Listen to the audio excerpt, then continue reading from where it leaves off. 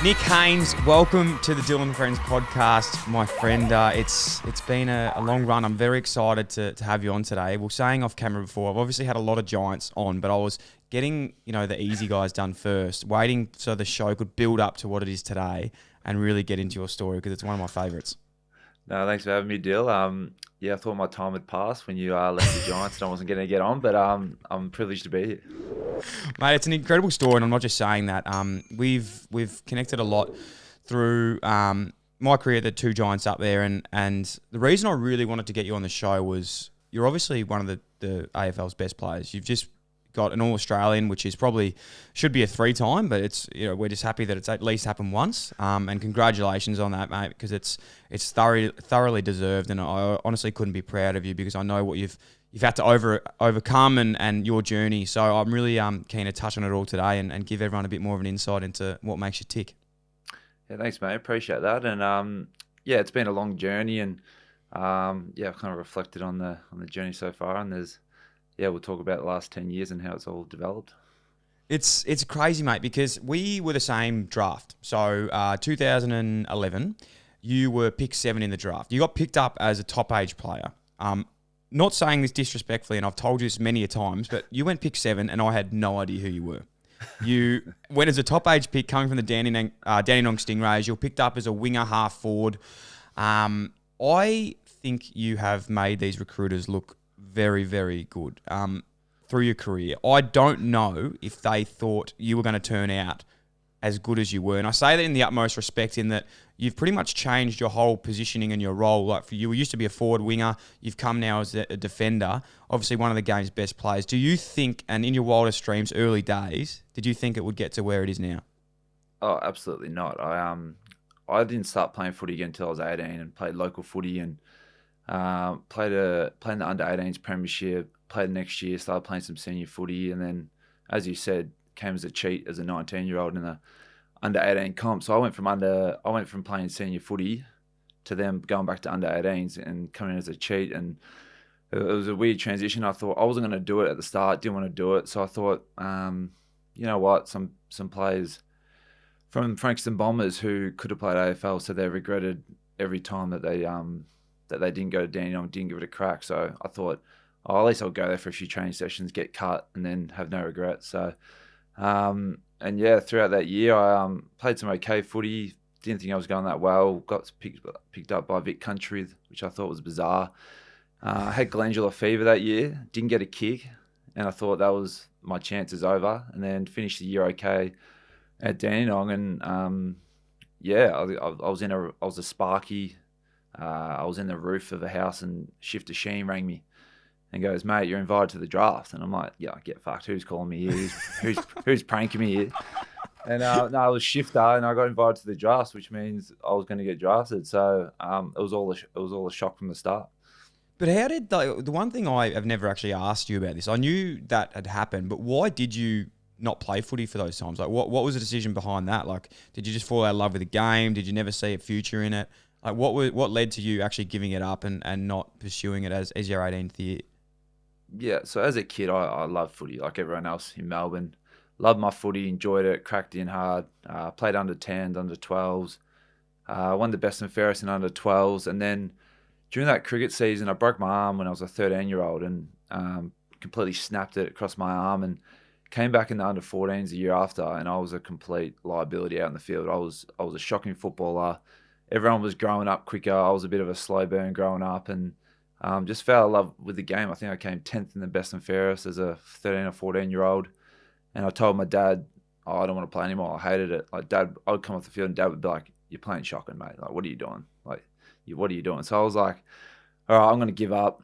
And then, 3 years passed, and I thought the only reason why I came back was because I just wanted the footy functions back. I was about 17, 18 years old, and I was like, "Oh, the boys are going to footy functions. I want to get involved in that." So I thought I'd chuck on the boots and give it a go. But I actually chose the Frankston Bombers because I didn't think I'd get a game for my old club at Somerville Eagles. So it was a weird moment being back on the field, but really enjoyed being back playing footy. Pick 7, as we said, a little bit unknown, a top age pick, which you see now a lot of top age picks come through and guys are getting picked up from VFL, Samford, which is incredible. There's so many mature age picks coming through. But to be a 19-year-old and get picked at pick 7 was just something that was not seen at that time.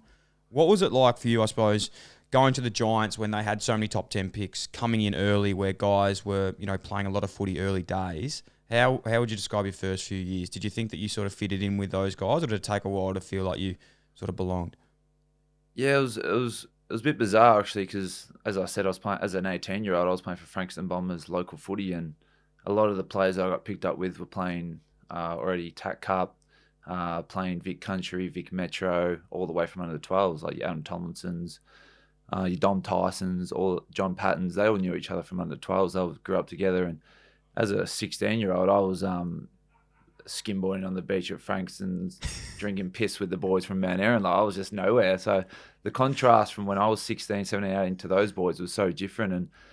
And I guess the surprise of going pick 7 and actually the surprise of getting drafted in the first place, because as I said, I thought I'm going to go to Dandenong and give it a crack and not get drafted. So at least in my future that I can say that I gave it a crack and I had no regret. So the thought of getting actually picked up never crossed my mind. So I was like, oh shit, like I got to play AFL now. Like, what do I do?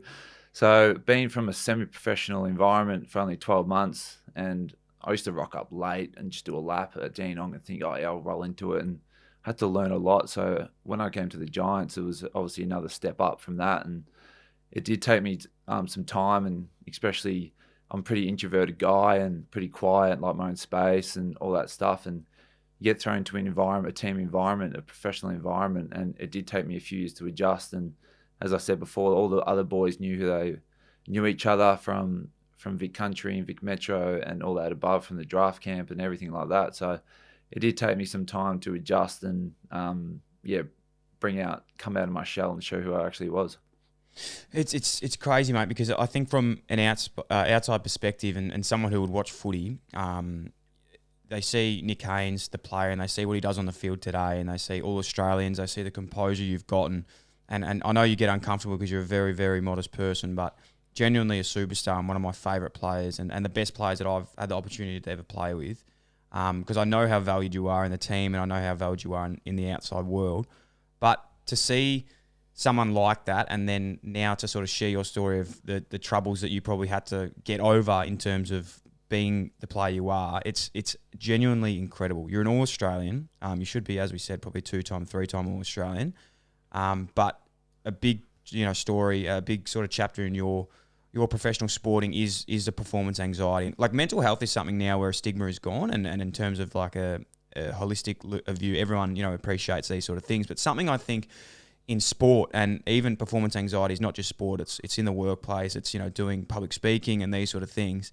It's something that's still probably not understood. And your story with that, as we said, is something that you'd struggled through early in your career, and I was lucky enough to have chats with you about this when we were playing, because it was something that I was trying to get better at too. Talk me through your performance anxiety in terms of in your footy career and what it was like, what did it mean to you, and how debilitating was it? And when did you actually realise it was something that was troubling you?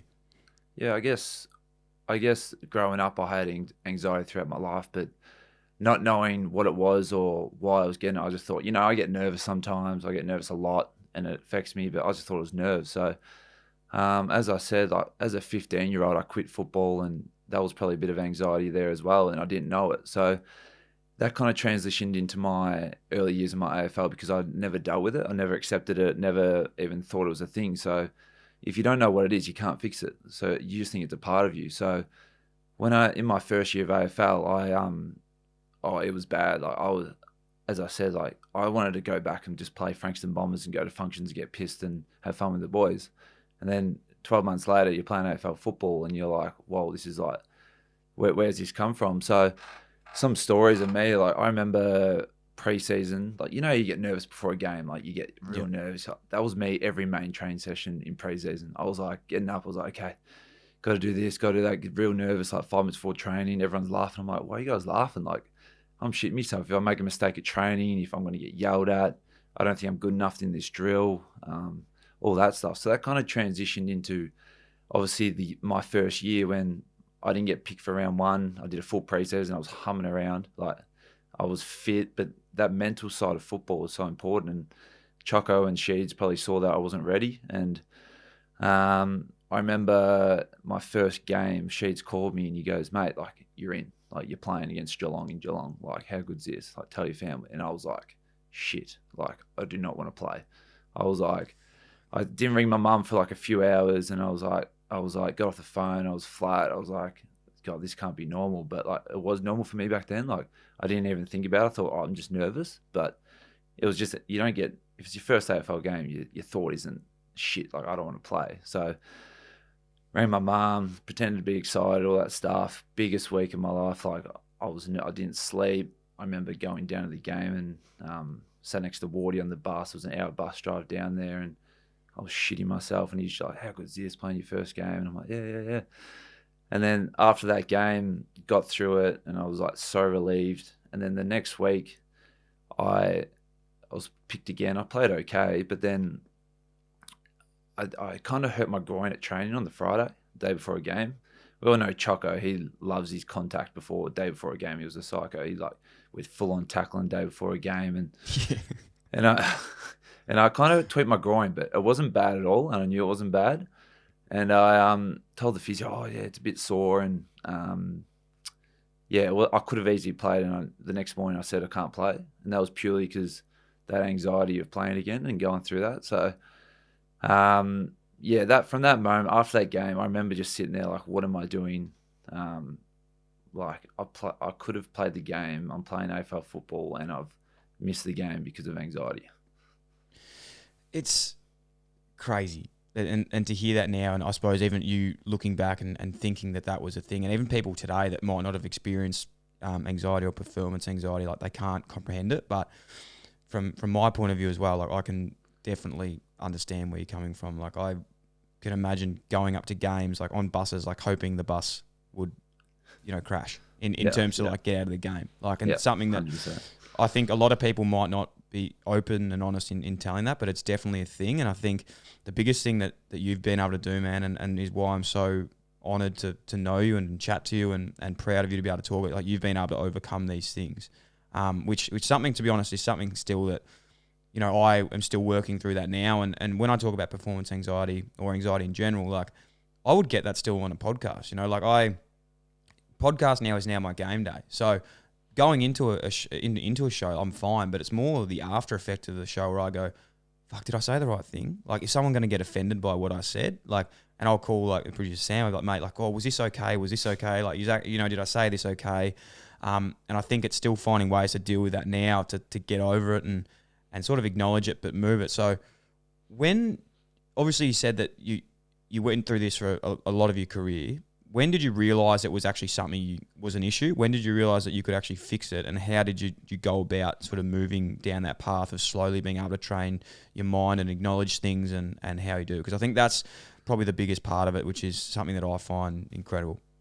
Yeah, as I said, I didn't know what it was. So missing a game, I thought, you're just nervous. Like, what are you doing? Like, don't do that again. And it got to a point where I think it was my second year, and I remember I got sick in a game and I played the worst game ever, like horrendous. And then I got dropped for about a few weeks. And then I came back in the team and I was that nervous to like perform because I didn't want to play like that again. Like playing football's hard. Like playing sick, you've probably done it before, and it's the worst thing ever. So I came back in the team and it was 2.5 hours before the game, when you're in the hotel room. And I reckon that's when I'm most nervous, is 2 to 3 hours out before a game. That's the worst time. You're in the hotel room, you're sitting there, you're like, there's no one around you. It's a away game. You got the four walls, and that's the time when you're most nervous, I reckon. Because once you get on the bus, the routine kind of comes in.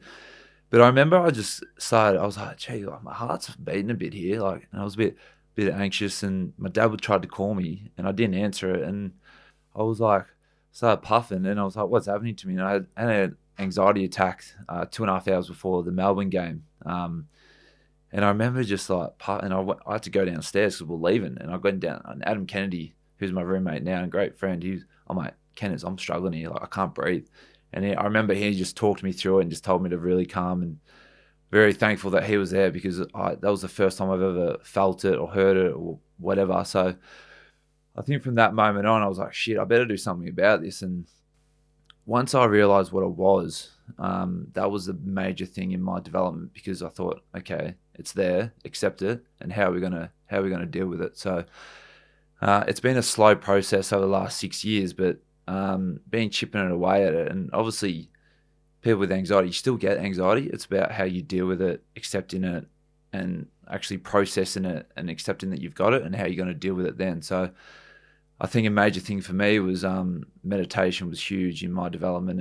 And my anxiety comes from fear of failure and fear of the immediate future. And in football, that's football. Like, you could fail and you don't know what's going to happen in a game. So by accepting that and getting stuck into meditation, I noticed that I was never in the present. I was always in the future, always thinking in the future.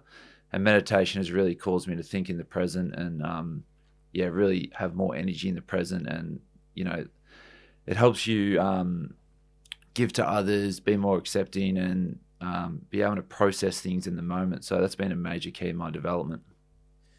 It's awesome you said that, mate, because we, as a club, when we were playing the Giants, and I don't know if this was your start of the meditation process, but was that with Gary Goro at the Giants when we started it, or did you be doing that prior? Were you started that prior to that? I started about a year before Gary Goro, but not to the level that he brought into the club. Right. I was dabbling in it. It helped me a little bit. Once Gary got to the club, that it skyrocketed how well he was able to help me. I'll be forever grateful for Gary Goro and what he did for myself and a lot of players at the club. The meditation that he brought, and just for me to be able to be present in life is what he brought me. Something so simple, to be present, is a huge thing. In society these days, like, we've got that many distractions that our brains aren't used to, with like social media, just the environment we're in, the concrete jungle of society. To be able to strip it all back and just be like, okay, I'm present. Like, where am I? What am I doing? And then that allows you to give energy to others and give energy in that moment instead of draining your body. Yeah, I love that, man. Adam Zampa we had on early in the year, and one of his favourite quotes was like, be where your feet are, like be present in the room. Yeah. And it's something that with Gary as well, like being a part of those things, there's still things that I've picked up now that I still, implement in my day. And it's not just about footy, it's about life as well. And I think that that's the biggest part. And I know, I'm hoping this is on your wavelength, but I think with this whole thing of like being present, being, meditative, and being able to control the anxiety, like there were so many times when I was playing footy and I was like, why can't I get better at this? And why can't I get rid of why can't I get rid of my on-field anxiety? Why can't I be consistent, week to week? And why can't I do these things? And it made me realize, like, the reason I can't do that is the reason I can't be consistent in footy is because I'm not consistent in my life.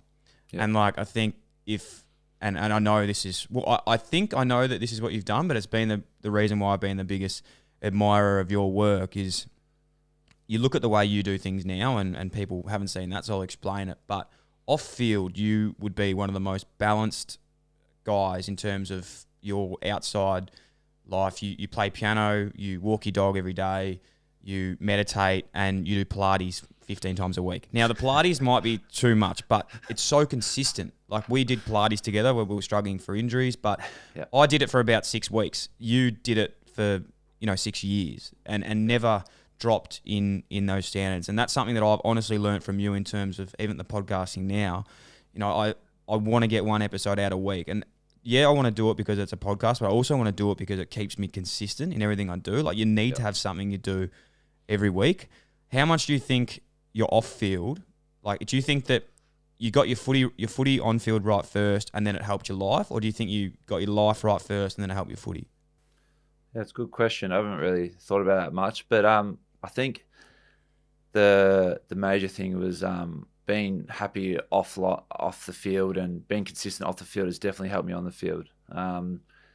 The one positive about anxiety is it keeps you in check, and if you fuck with your habits and your consistency, that it's going to backfire and you're not going to perform. So that's one positive of anxiety, that because you're so harsh on yourself, and if you step outside the boundaries, that is going to creep into your life. And if you're not happy in life, then that's not going to correlate on the field. So the Pilates, the piano, walking my dog, all like the little things, the filmmaking stuff I like, being creative to me is what helps me happy in life, and also consistency. So with that, all that Pilates stuff and my off-field, my habits that I have each week leading towards a game keep me in the present. And if I continue those habits each week, it kind of comes natural, and you kind of go into games and it's like a habit now. So you don't even think about, you don't even let anxiety in, because it's a habit. You do it every week and your body just takes over and your instincts just take over. So the stuff I've implemented over the last few years to help me with my life and football have definitely correlated together, and they've definitely helped each other in each facet. And I'll be continuing to do that for the rest of my career. And even when I retire, I'll be still doing stuff to keep my brain active, creative, and those habits consistent. Yeah, it's Superman. It's a credit to yourself. With the meditation, I suppose, and the Pilates and whatnot. I know, obviously, you've been doing a lot of work with Petra, who's the Pilates instructor at the Giants, who's an absolute superstar. Shout out to Petra, Roselle Pilates. Shout out to Petra, Roselle Pilates. We love it. We love it down there. What is your meditation process? There's so many different things of this, and I suppose it's something with me. Gary Goro was obviously someone who introduced this to us, but I think for me, I've sort of found my own process in that. Like, I don't do it directly as we were trained to do it. I've sort of just found different ways, because I think you've just got to work out what's best for you. What's your process of meditation? Do you still stick to those routines, or is it something else that you've developed? Yeah, so I still stick with Gary's. I do 20 minutes a day meditation. He recommends twice a day, morning and night, but I found doing it at night time's best for me. Switching off the phone, Netflix, whatever, and just sitting there for 20 minutes helps me get a great sleep and a clear sleep. Like, those nights where you just think and you're staring at the roof and you're just thinking. I found that really helped me with a good night's sleep and clear my mind. And in the last probably 6 months, I've implemented that along with the Wim Hof method. Not sure if you've heard of Wim Hof. Oh, we love learning new things on this show, Nicholas. Please tell us. I don't remember what country he's from. It's some European country, but he's the Iceman. Have you seen the Iceman? He goes into Antarctica and he can sit in ice for like 10 minutes. He's a maniac. He's like 60-something years old. No. And it's all to do with breathing. So he thinks he can control your mind with your breath. So implementing him, I do like these breath holds. And I do these more frequently right before a game, and I find it, because when the anxiety, that diaphragm tightens up, you can't breathe. You know that feeling when you're lethargic and your muscles just go limp, and I find that really helps me. So it's a lot of like hyperventilating and then into a breath hold, and I found that really released muscle tension as well. So I'd start off with 20 minutes of Wim Hof breathing, and then I do that into 20 minutes of meditation every day. So I find that releases the Wim Hof helps release the muscles, and then the meditation helps the mind. So after that, you're feeling $1 million. It's incredible. We might have to try that one. I don't know. 20 minutes is a long time. My brain sometimes is quite jumpy, which would be good. I'm sort of like that guy in that movie. He's got like ADD. He sits down for like 3 seconds. He's like, "Yeah, that was sick. I loved it."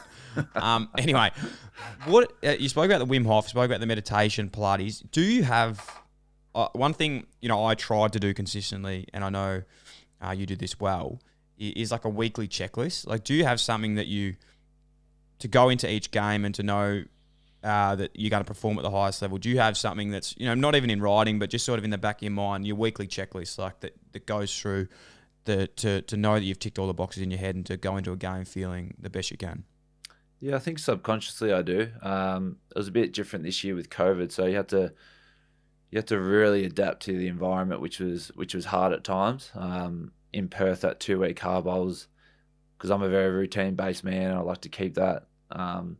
In Perth, in that quarantine was hard, man. Like trying to meditate, the walls are paper thin. We're right next to the casino, and there was fights out the casino at Perth every night. It was crazy.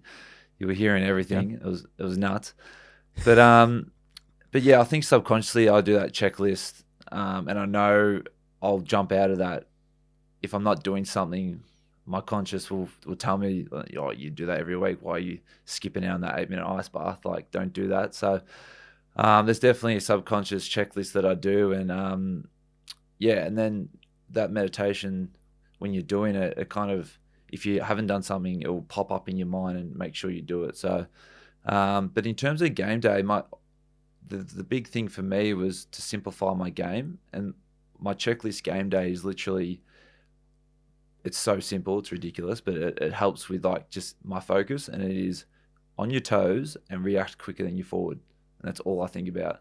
And that's going to put me in good positions to play good football. So if I go out there and I think on your toes, quick reaction, react quicker than your forward, that puts me in the position to play good football. And obviously there's things outside it. There's things in a game that you can't control, but that's what I can control to put myself in a good position to play football. So some days, the ball, the mid's no pressure on it, the mid's are getting shit all pressure and your game doesn't work, but that's out of control. As long as I'm on my toes, react quicker than my forward, and my reaction time is better, then that's all I focus on game day.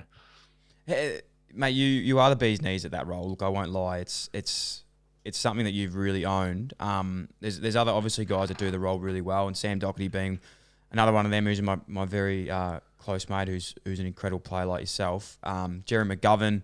Who do you look up to in that role as well? Who can you learn from, and can you even explain what that role is? Because basically, as a defender now, you guys are getting tagged by forwards, where like it seems unbelievable that it's happening, but basically it's not really. Like defenders have turned into forwards, forwards have turned into defenders, and it's one of those roles that we always joke about in footy, that it's the best role in footy, because you're basically a defender that can do whatever he wants, but realistically, not many people can do that. Like if I was in that role, like I wouldn't be able to do what you do. What is it? I know you've just said, what you go into and how you play the game, but what sort of is your role going into a game, and who do you think does it, and who do you look up to?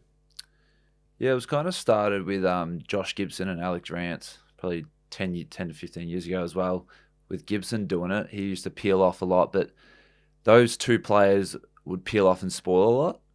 And then Jerry McGovern came around, and he has just taken that to a whole new level where he will come off his man but just mark everything. So I think at the earlier ages of my career when I was playing back, I looked at Rance's positioning and how aggressive he was and how he influenced not just his man, but then would come off and influence the play. And then that into Jerry McGovern, how he'd come off and then mark the ball as well. So they were the two that I looked at early when I played backline and thought, gee, they're playing some good footy. Like, let's have a look at them. And for me, behind the goals vision is key. Like, I still, most games, watch the whole game from behind the goals. And I'm just, for some reason, just love watching. Because as footy, 2% of the time you have the footy. What are you doing 98% of the time when you're on the field? And I find that so important, where you're positioned, where's your reaction, where's your teammates positioned. And so behind the goals vision has helped me immensely to just really dissect the game. And then I guess my role on the team, it kind of developed organically. I went down as a defender, just trying to find my craft. And I think growing up as a forward really helped me just read the ball. And I thought, if the ball's there to be marked, go mark it. Like, you know what I mean? Like, as a forward, I used to love taking marks, and I think that's where it started. And kind of progressed from there. It's funny because I don't feel like you said you probably went down there to develop a craft and find a position, but then all of a sudden you just started taking all these marks, and then it just became a thing. Like, it probably wasn't. Again, you're making coaches look really smart. You're making recruiters look really smart. I don't think they probably planned for that, did they? Like, it was more just you just playing your game. No, I was one of those guys that was a shocking forward, so they chucked down back and see if they're any good. I was one of those guys. This guy's oh shit, like, we got to chuck him back or something. He's just not getting a touch. Lock him down. Yeah, literally though. It was like lock him down on a forward and just see what he can do there.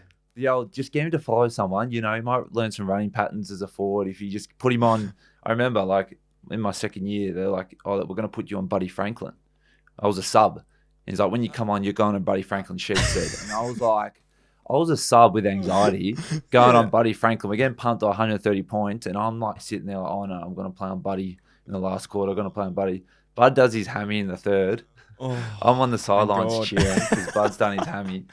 Oh, but yeah, mate, it was bizarre. I was one of those washed up forwards that couldn't get a kick and went down there. And I think like Robbie Tarrant, like, he was playing forward. I don't know if people remember, but now he's turned into one of the best defenders in the comp. And Liam Jones as well. And I remember Jeremy Howe. I remember playing on Jeremy Howe as a forward, and then when he went back. So it's a thing. Shit forwards turn into good backs. It's definitely a thing. I remember playing with Jonesy in the VFL, and Jonesy won't mind me saying this because I've chatted about him before, and this bloke's got one of the biggest hearts you ever see playing footy. Like, he just never gave up. Like, he was a forward. It wasn't working. They genuinely got to the last year of his contract and they said, mate, get out of the forward line. We want to develop Harry Mackay. Like, we just want to leave him down there by himself. We want you to just go and play full back so you're just out of the way. Yeah. In the second half of the year, I've never seen someone just dominate like that, like in the VFL. And he just, went straight back in. He won the best and fairest off, 10 games and then signed another 3-year deal. Like, and he's just reinvented his career. So it's definitely a thing. I reinvented mine a few times, back forward. Didn't quite stick, but we'll get into it. No, I never did that. That was never an option. You locked lids one day, I remember. Oh, he was tagging me. He was doing a defensive role on me. Yeah. That sounds right. One thing I've got to touch on, and I really want to get your opinion on this, is the 2019 grand final. How would Nick Haynes, as a 19-year-old, have dealt with that in terms of performance anxiety on that day? And was that probably a moment for you then to go, this is how far I've come? Because in all seriousness, like, I wasn't playing that game, but I felt sick. I genuinely felt sick. And I was probably, when I say probably, I was definitely not playing because I just wasn't on the field. So, but I was just watching, feeling so shit. Like, how could you have felt, man? Like, and you were one of the best players you actually were Giants' best player on the day. Yeah, as a even 19, 20, 21, 22-year-old, I would have battled hard. Like, it would have been I wouldn't have enjoyed the week at all. The parade, the build-up, the media, the fans. I would have just been thinking, by the time the granny started, I would have played the whole game in my head. I would have been fatigued.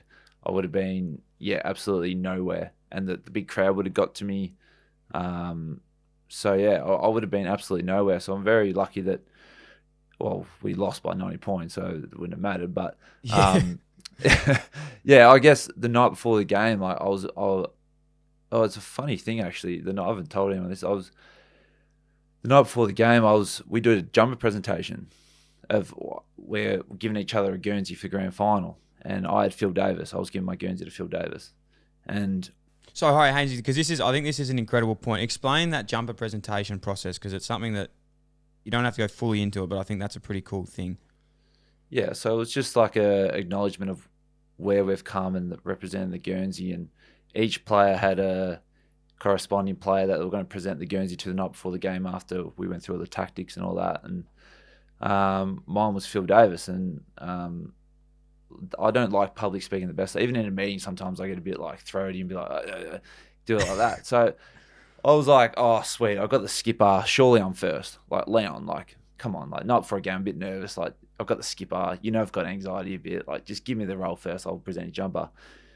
Like, Hopper's going through, but Toby Green. You got Heater. 20 minutes later, I'm sitting there still waiting. He's left me for last. And like, even that, so it still hits you the anxiety, like, you still get it, but like, I was last. I've been waiting there for half an hour. I swear, like, what am I going to say about Phil Day? Like, it's the captain, like, the granny, he's got his calf. Like, I need to be inspiring here. Like, it's the last talk before the granny. And I remember just like being that nervous, and I got up there, and that's where my progression's gotten better. I actually talked okay, but I went after it, and I went up to my room and I cried. And I was like pissed off. I was like, why am I still getting so anxious? And then I got up there and I'm like, this is just ridiculous. I've got a granny tomorrow and I'm crying over presenting a jumper to my captain. Like, it's just ridiculous. So I think, as I said, like, it's helped me with my football, like, but you still get it in life and different situations. But I still remember that night, like, I was meditating. I was like, okay, let's process this, and processed it, meditated. And I just remember coming out of the meditation, I just smiled. Like, I'm like, how good's this? Like, just presented Guernsey to the skipper. I'm in a granny tomorrow. The boys have played unbelievable this final series, and I'm just going to go enjoy it. I'm going to play my best footy and enjoy it. So it's a good correlation of how it still affects you, but also a good correlation in how it's improved me so much as a player. Man, it's unbelievable. And I think if there's one thing that I've learned about anxiety and gratitude and anything sort of mentality side is yes, you can get good at things, but there's always going to be that coming back to you. Like, so yes, you can get over anxiety. You can be extremely grateful. You can be, really healthy, but that doesn't mean it's going to be gone.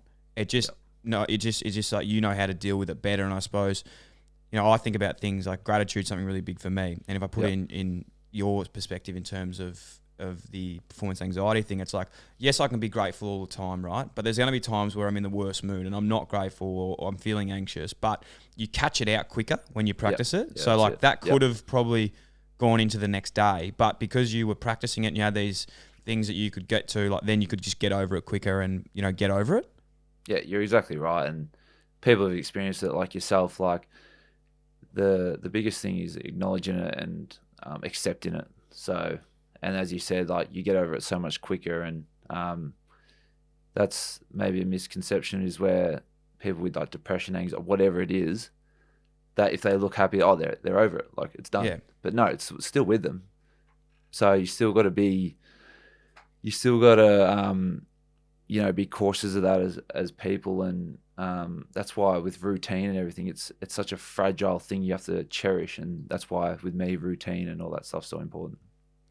What is your sort of routine in terms of like a game day and like going into that correlation, just like in the morning? Is it just literally what, like you said, meditation, wake up, feel good, feel free, and then you just know through routine that you've done everything you can do, or is it something else? Yeah, so I pretty much lock into a game 2 days before a game. So 2 days before, I'll do an hour Pilates session. That night, I'll eat like a real nice healthy meal. Day before a game, I'll do, and then it kind of my routine kicks in. After captain's run, me and Phil will do long marking on the sideline. I'll go do some kickouts to the forwards, and then it just locks straight in. We'll go out for brekkie home game with Piccolo's in Balmain with a few of the boys. I'll eat a beef pho the night before a game now. That's my new thing. So I've been doing that for the last 2 years. For sure. It's delicious. So I'll eat my pho, and then obviously that meditation before the game, and then I'll sleep in. Same thing every morning, poached eggs on toast. And then the routine just kicks in. I'll go for my morning walk. And then once you get to the game, you've got these little things that you do each, as you know, as being in a football club, there's all these little habits that people do, and it comes so naturally. Right before the bounce, before the rooms, Spike McVeigh, he'll kick some footies at me. When Phil was captain, we'd run out. I'd run out first. He'd always wait last, and I'd give him a high five, and he'd tell me, "Yep, we can go through the banner now." So that was a little thing. Like all these little things just help your mind just go, "Okay, it's time. It's time to work." So, usually 2 days before a game, I really lock into the game and start visualizing and really just starting to calm myself for the game. So many little nuances, I suppose, that people wouldn't know about that each guys do. Like, I never knew that about you, but when I was playing at Carlton, for example, like two things of players that stick out to mind. I hope that mind me saying this, but like Levi Casbolt, he doesn't go out in the ground before a game. Yeah. So like, I don't, that seems crazy, but like it's something that works for him, and obviously it's working because he's having one of his best years. Also, Kate Simpson, who just retired, he was always the last person to run out, like on the ground. Yeah. So like, it was so funny because like, guys might come in and he'd sort of just stand there, like literally just waiting for people like to go. But if someone else like wanted that, obviously he's gonna have the trump card there because he's played about 6,000 games. He's but the man. He was always the last person to run out, and just he'd just stay there, like he'd just wait to the end, and everyone just knew it, and everyone accepted it, and just knew that that was going to happen. So there's so many little nuances there that players have. So Levi's never run out before that first warm up. He doesn't go out. I don't think so. No. What does he do? Just chill in the change rooms by himself. Well, he goes out for the warm up, but I don't think he goes out like when you can go out by yourself, like an hour out and just sort of go out. He, obviously for the warm up he'll go out, but when you first get to the game, if I was playing at the G, I want to spend as much time there as I can because it doesn't happen very often. So I just walk out there, take some photos, hang out with the boys, shake some hands, try and get some photos taken. So they're good for the bar. Other guys, they don't really like doing that. Mate, 2020 Giants. It didn't obviously go the way that was planned, being a pretty crazy year and whatnot. But, from the grand final to not, making finals, it wasn't ideal. Like there's no hiding that. No one's saying that that's a pass mark or anything. And obviously it'd be pretty disappointed because you guys know how good you were and are. What do you think was a big factor in that? Like, was there something you can put your mind to? Is it something where you just say, like, look, it wasn't our year, let's go again? Like, what was the wrap up? Yeah, it's the $1 million question. Obviously, you know, at the end of the year, you have like discussions as a team with the coach, as a club, and you go, all right, what do we need to work on? And we started the year off. We were flying. Pre-season, I think we smashed Richmond in a pre-season game. Round 1 came around. We bet Geelong, who are obviously two of the best teams this year, and COVID hit, and then we had a tough training program during COVID, and everyone came back fit, and then we lost to North Melbourne in round 2, and they spanked us, and like I think we lost by 30 points, but they just destroyed us, and kind of felt like we're chasing our tail ever since, and obviously we had the hub, and we won some real tight games, but it just, I don't know, it was something. We couldn't get the ball inside 50 to start the first half of the year, but we're scoring heavily. And then the second half of the year, we got it in heaps, but then couldn't score. And I don't know. I can't say the hub had an impact at all, or whatever. Or I don't know if it was the exhaustion of last year's grand final or what. But all I know is that. The people, as you know, the people at the club are amazing, from the coaching staff to the staff and the players and everything. All I know is that we'll be playing finals footy next year. Yeah. And that's all I know. And like the people at the club, the experienced players and that, I just think we're just going to put it down as a shit year, to be honest, and we're going to regroup and and this club's not done with yet. If people say that end of era is over, like Zach Williams going, Aiden Corr's going, there might be 1 or 2 more players going as well. But we know about footy these days, and system wins grand finals, not players. So as long as our system's good and we stay tight, I reckon we'll still have success in the future. Mate, it's such a good answer. I absolutely love it, and probably couldn't have answered it any better, because I think from my point of view and being outside of the 4 walls now, and not even to do with Giants, but I think in footy we're so reactive of things. We're always trying to find a problem, always trying to find an answer to something. Sometimes there isn't an answer. Like sometimes it's just a shit year, as you said. Like you don't have to put it down to one thing and try and fix that one thing. Sometimes you just go, you know what, it didn't work out this year the way it did. But the one thing I'm really excited about, and I know the Giants are the biggest in this, is they're a proud, very, very proud club. Like the boys there, as well as yourself, are super motivated. I think that this is just going to add to the story. And we'll touch on the story in a minute, which you're having a big part of, because it's actually probably going to add some dollars onto your project. But it's just going to add another awesome chapter, because you look at that and you see the grand final to this, but then bouncing back next year with Cog's situation as well of obviously that. Like people are looking at that going far out. These guys are off, but I know that this is going to be a massive turning point, and I'm really excited for next year for the Giants. So we said it first. As you know, we're onto this and we know it's happening. But it's all about momentum. If you had to pick though this year, being a 2020 strange year, who do you think's going to win? I've lost total interest in the footy now.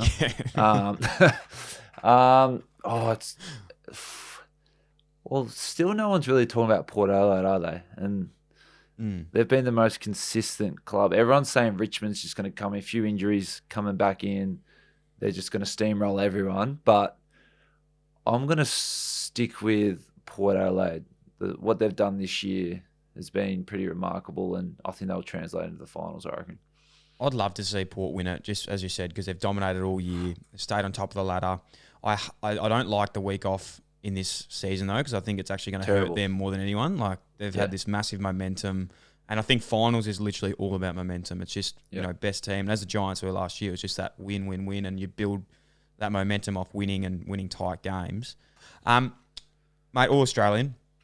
We touched on it earlier, but congratulations.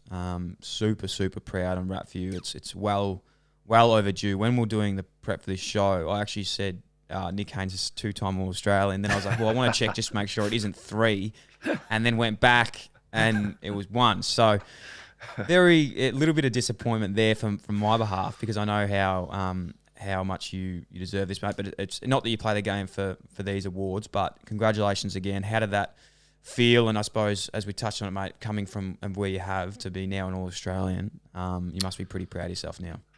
Yeah, thanks, Dill. Appreciate it, mate. I guess it's got me reflecting as we've reflected throughout this podcast. it kind of got me reflecting over the last 10 years of my journey, and um, it got me really grateful of the people who have helped me get there, I guess. And as we talked about, it's been a hard journey, and I've faced some hurdles that I've had to get over, and some forks in the road where I could have chosen a certain way, but I've dug in and chose the harder way. And I couldn't have done that without a lot of people in my life, and that's just got me reflecting on certain coaches and certain players, certain family members, my partner, um, about how important their role is where I'm at today. And so it's just got me really grateful, to be honest. And it's something I don't take lightly at all. It's a great honour, and I guess there's a lot of people that I'd like to thank. Well, I've thanked during that period of who have really helped me get this way. Because if one person wasn't there, or one person timing wasn't right with something they said, I could have easily chose a different fork down the road. So I'm very grateful to the people that I've crossed paths with in football and in life in general. Yeah, for sure, man. Obviously, one being your partner Beck, who's an absolute superstar, who we love. So shout out to her. But Shout out to Beck. the biggest fan, and for me, looking at my life, the person I love and holds very dear to my heart is my mum. And I know that's very similar to yourself. Your beautiful mother is your biggest fan, and I would say I'm up there, but your mum is Shelley. Your mum is your biggest fan, and she's got the Nick Haynes fan club. She loves her Twitter account. She loves getting around all your posts. Talk us through Shelley and her love for you, and maybe her social media, what she's been up to. Because I think Shelley's got her own fan base now on social media. Oh, stay away with Shelley on social media. No, she's great. She's a very proud mother, and it started very young when I went to the Giants. I noticed that there was no Nick Haynes badges anywhere. I'm like, where are they? You go to the shop, there's someone's saying, my mates are saying, where do I get these Nick Haynes badges? And I'm like, I don't know, mate. They must not print my name. They just got Jeremy Cameron and all that, whatever. But Mum actually bought the whole lot, I think. she bought the whole set. She's selfish and bought the whole thing. But she puts them on her scarf. And she loves her. So she's all over social media and all that stuff. But I just let her go. You can only be happy with that. Mother's a proud mother, and I'll let her do it. You've got to be proud of that. You've got to be proud of that. They are definitely. No, she's a superstar. She is. Mate, just on the All Australian as well, obviously, at the moment, I want to get your opinion on this, because it's probably, as I said earlier, and these are my words, not yours, but I feel like a lot of players get overlooked, whether that be from other states or if it's in a position that's not needed. So it's almost like you need to make it to then make it, like the year after. What's your thought on, I suppose, at the moment with that, like in terms of positions? Like at the moment, you can see Dangerfield and Dustin Martin, who are like the league's best players with Bontempelli and stuff, but they're like as half forwards and forward pockets. Do you think that should be kept for guys like Papley and Wingman as well, or is it like, what's your thoughts? It's a real tough one, because if you look at that as a backman, if I look at that forward line with Dusty and Bont playing forward, I'm scared, to be honest. Yeah. So it's a tough one. It's like, do you pick the team and go, we're here to play a game of football. If we're picking a game of football to play, this is the team with you, or do we pick the team based on positions and reward the positional players? So it's also obviously a tough one. Then also with Papley and Butler, they obviously would get the best defender locked into them each week, especially after their hot starts, and a lot of attention when we do opposition, a lot of attention goes into those type of players as well. So it's kind of a flip of the coin, and whether you go, do you reward the position, or do you pick a team that is going to go out there and play the best game of football? So, and then on the other stuff as well, with you got to kind of get that name out there first to get one. I kind of agree in that as well. I think Darcy Byrne-Jones last year's year was amazing. I don't even think he made the squad. I could be wrong, but I remember his year. I remember watching some games of footy. I'm like, Darcy Byrne, he was like my favourite player to watch. And him and Brad Shepherd as well, amazing. Made the 40, lucky to miss out on it last year as well. So I think if there's a flip of the coin in who they go with the guy that has built those years. So It's a tough job though for the selectors because no matter what team you put out, no matter what you do, Yeah. it gets ridiculed straight away. And it's kind of sad that that's kind of the main story of when it All Odds comes out. That the main story is who missed out, not congratulating the guys that got it. Yeah. So, yeah, it's a tough gig. No, it is, man. 100%. You're so right. It should be more, rewarded of the guys that have done it. I suppose everyone's a critic these days, and everyone wants an opinion. But couldn't agree more on Darcy Byrne-Jones. Besides yourself, mate, he's genuinely one of my favourite players. And I've said this, and I was saying to producer Sam last night. I was tweeting about Darcy Byrne-Jones in 2016. I'm going to get the tweet up. I was on him early, and I'm still on him today. He's a genuine superstar. My opinion, I suppose, on the small forward thing. The only thing that the reason I'm probably passionate about the small forward and at least having one of them in there, like a Papley or a Buckley, is because that position is the hardest position on the ground. Yeah. Like, so many people try and play that position. To be able to add pressure, kick goals, and consistently do it, you're running, 15 Ks a game probably, and it's genuinely the toughest position because you're in the middle of all the play. It's such a hard role. So I think if you can seriously master that, like, it would be good to reward it, and having at least one pressure forward in there or someone, a true small forward in the team, would be good. And I think it's the same as the wing as well. Like, with a wing role, that's such an underrated position. We both played with guys like Tom Scully, who was probably one of the best wingmen, of the modern era, but no one would know that because it's not documented of the things that wingmen actually do. The high possessions, it's all the off-ball running and these sort of things. So it's hard. It is tough. It is tough to pick it because you don't know. Like you said, it's people picking it. It's a hard role to do, but yeah, there's always going to be critics. But I just think those role players are so highly regarded in that aspect. It would be good to have them in there, I suppose. Yeah, I reckon. As you said, like those small forwards positions that hard. It's like getting tagged every week, and kicking goals as well. So, as I said, the opposition spent a lot of time, analysts on them, and yeah, definitely, I think at least one of them should get rewarded. Mate, moving the pace, because this is now into your off field. We've knocked it out of the park, and you've done an incredible job. To be honest, I would want to go run through a brick wall post this and just meditate through it. Something that I love about you, your off-field stuff that I forgot to touch on earlier, but I knew there was a segment coming on it, was the filmmaking and the documentarian making. You're a modern day whiz. Basically, for all those people out there that don't know, like, you love filmography, filming, editing. You're actually in the process of doing a giant documentary. Is this documentary, this filmmaking thing, something you want to pursue off-field? Is it something you can see yourself transitioning to post-footy?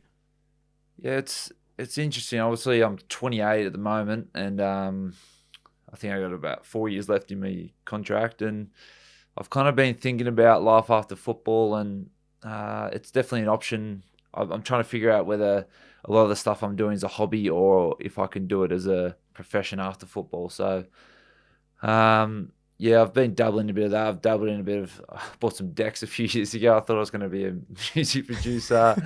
I've bought like music and tried to actually produce music and create my own beats and that. And now with the film stuff, so I've kind of dabbled in a lot of areas, and that I got to figure out if they're a hobby or if a profession. So I think we've just found out we're not going to get back to training until January 6th or something. So I've got 3 months, and I'm going to really, me and Beck are going to go camping up to Byron and back, and I'm going to spend a lot of time just like thinking about what I'm going to do after football, and hopefully come back as something that I can really progress in the next few years.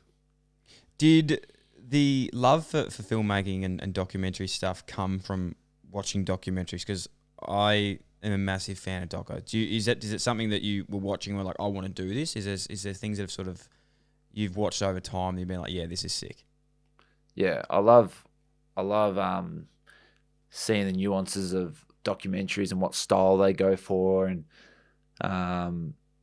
whether it's a real soft build up to the end, or whether they how they capture emotion and all that. So, as I said before, I find myself, I express myself best through song, music, video, photography and stuff, instead of using my words and all that stuff. So I find that stimulates my creative side of my brain, and definitely watching documentaries, and the Jordan doco, you saw that one? Yeah, yeah. Yeah, that was very good. And I What just about Free like, Solo? We watched yeah, that Free one. Solo, that elite, sweaty palms throughout the whole movie. Yeah, Yeah, during that, incredible documentary, and that's what I want to get across. I like touching people through video, and that sounds a bit weird, but through video, through video and music and that kind of stuff. So, if it helps my creative side, makes me be happier, I should progress doing it, I think.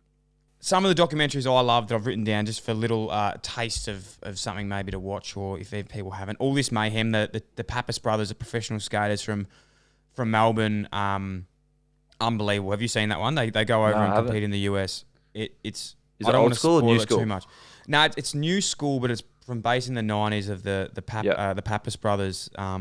Basically, like, they're the professional skaters. They head over to the US and compete against Tony Hawk and stuff. And I won't say too much more because it's genuinely one of the best docos I've seen. Free put that on Solo the we list. touched on about the guy who climbs the mountain. That's not a very good El Capitan. synopsis. El Capitane.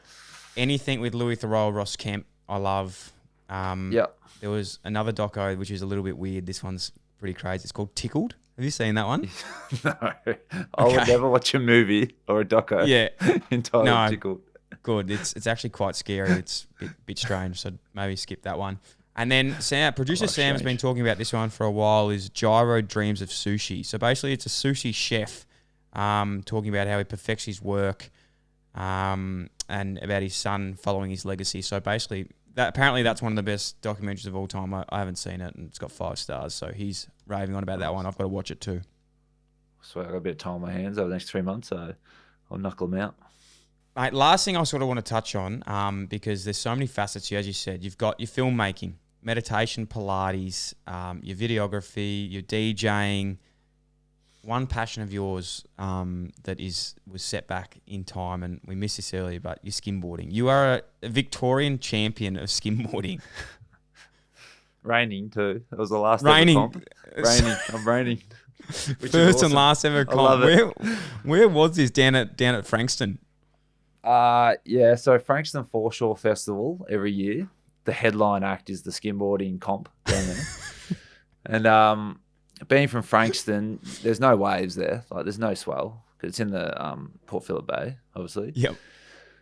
So Mum bought me a skimboard when I was 15, and you go down at low tide at Frankston, and if people that don't know what it is, it's a small wooden flat board with no fins or anything, and you throw your board, and in the tide pools you skim, and you do some tricks and stuff. You can do like shove-its and big spins and ollies and whatever.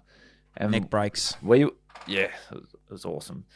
And then we kind of progressed that to building rails down there, and there was a crew down there that was sponsored by Nemo, and I was 15, they were like 18. I was like, oh, these guys are so cool. Like, but I wasn't good enough yet, so I was like, wanted to improve, and I went down there every day, improving. And then I finally got the courage to go over there and be like, hey, can I use your rails? And we used to build rails out of PVC pipe, plywood, and crates.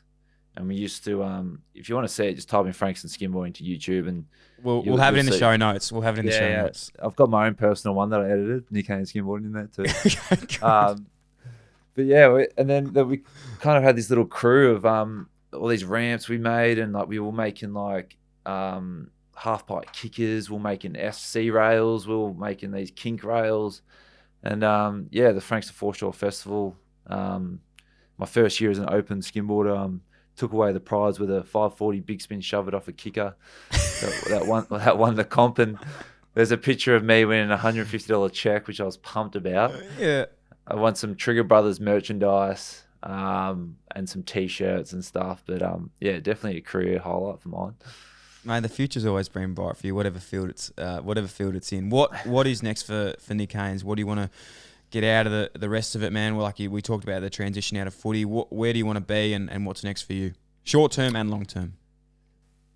Yeah, well, short term, I want to look at the future and trying to set that up and what I want to do. So whether that's filmmaking or initially I wanted to be a fireman, and I also wanted to own a cafe. So it's trying to nut out what I want to do. But as years go on, I've also got a little fancying coaching. I think maybe, I don't know, I thought I'd never say that, but I kind of like that facet of the game. So who knows, I could roll into that side of the game as well. And that kind of transitioned to my long term. So whatever I'm doing now, we all know that football doesn't last forever, and you don't want to get to the end of your career and not have anything, which a lot of players have. And like yourself, you did really well that year that you were developing yourself. And now look at you, you're a star down there in Melbourne. You're a big name. And No. when I told my Mrs. Beck that I was going to be on the Dylan Friends, she's got hysteria and actually couldn't believe it. She's like, "Oh my God, Dylan Friends! Like, I listen to that every week." She was so excited. So,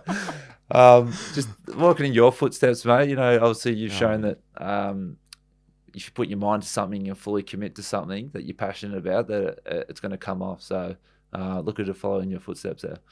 Oh, mate, I wouldn't say that at all. You're already above me, that's for sure. But I think it is something that, to be honest, something that I was forced to do was look at that option. But like you said, I think if anyone that has time, like, and I always say this to like kids, if someone, not that anyone comes to me for advice at all, but if anyone asks me like what to do, I would say like just try things. Like I did so many days of work when I was at Carlton and Giants of like, you know, I'd go do real estate, I'd go do property development, then I'd go do like commercial leasing, I'd go do PE teaching for a bit. And I was like, I didn't realise what I wanted to do, but I realised what I didn't want to do. And I was like, I think that's nearly the battle of it. It's like not realising, it's like process of elimination. Like you do all these things, try them out. And like I was never an academic. I didn't love going to uni and studying.